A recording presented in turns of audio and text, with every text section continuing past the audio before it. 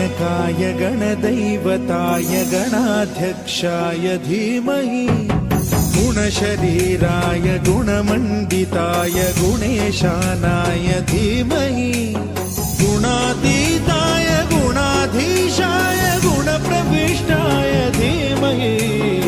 एकदन्ताय वक्रतुण्डाय गौरीतनयाय धीमहि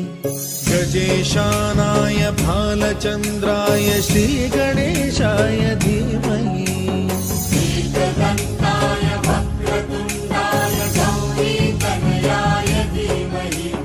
गजेशानाय भालचन्द्राय श्रीगणेशाय धीमहि